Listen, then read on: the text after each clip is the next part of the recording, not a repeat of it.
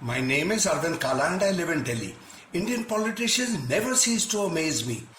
They behave so differently from politicians in America and England. For instance, why do Indian politicians give bouquets of flowers to one another? Elaborate bouquets of flowers which cost thousands of rupees. Now we see Biden on TV, we see Macron, Angela Merkel, we see Boris Johnson, we've seen Theresa May, Hillary Clinton, there's so many others, Bush, etc., etc. In years of TV watching, we've never seen them gifting flowers or being gifted flowers. And the thing is that that's a Western custom. And flowers are gifted in England or in Paris only on 2 days, on wedding day and on at a birthday party.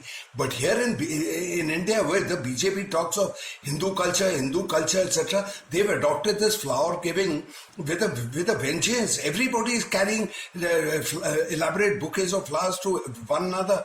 Even Amit Shah takes them even to Modi, and the drill is always the same.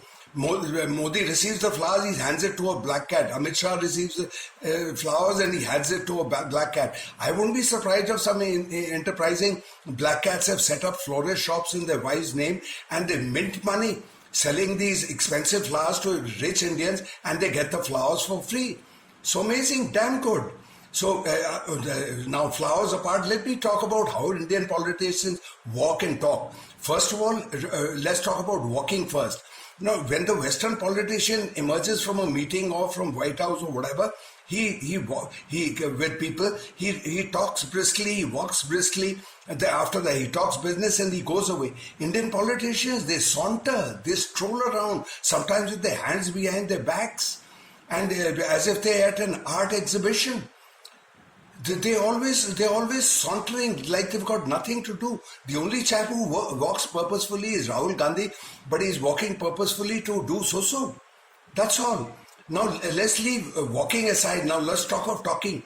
Now here also the way Indian politicians talk, MPs, everybody, is too leisurely. Dear Mr. Chairman, thank you for giving me the opportunity to, as I was telling the honorable member, the honorable member said this, the honorable, everybody is honorable. When the honorable Nathuram Godse shot the honorable Mahatma Gandhi, on and on and on. They're deathly boring. And then they talk too slowly, as I was saying, I was saying this, yes. Now, speech therapists say that an average sentence is finished in 2.4 seconds. Look at a House of Commons debate. A conservative gets up, speaks a few sentences in 30 seconds, sits down. The Labour guy gets up, speaks for 30 seconds, 40 seconds, sits down. So it's back and forth. Everybody talking for 20 minutes, 30 seconds, 40 seconds. And they cover a lot of ground. But here, nothing. It's just all preliminaries, honorable, and this and that, and elaborate. All preliminaries. Now, let's leave walking and talking aside. Now, let's talk of another crazy habit of Indian politicians. They laugh uproariously for no reason at all. They look like, they behave like college youngsters out on a picnic. For instance, dear listeners, please hear them. Please see them when they emerge from parliament and stand on the top of the steps. All of them are backslapping one another and, while they wait for their cars and laughing, ha ha ha ha ho ho ho. The British politician, the MP or the senator, he emerges from a meeting or whatever, or from the house, walks briskly to his car and drives off. But here they just dawdle around, all the bright colors, everything.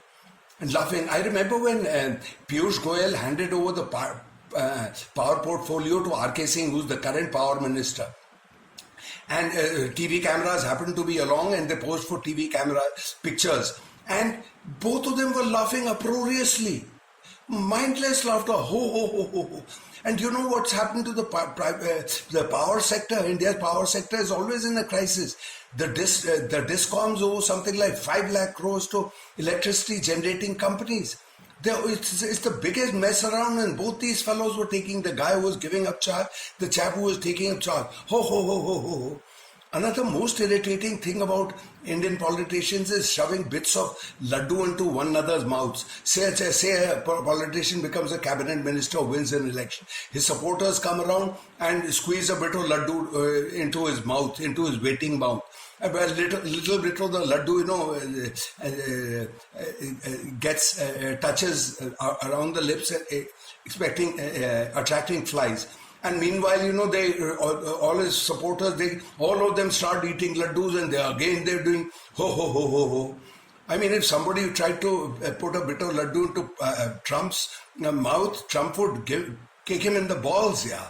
Okay, friends, I talk a lot of sense, so for heaven's sake, there's a red subscriber button below. So please press that, and please forward this to everybody you know. Okay, see you later, alligator. Bye-bye.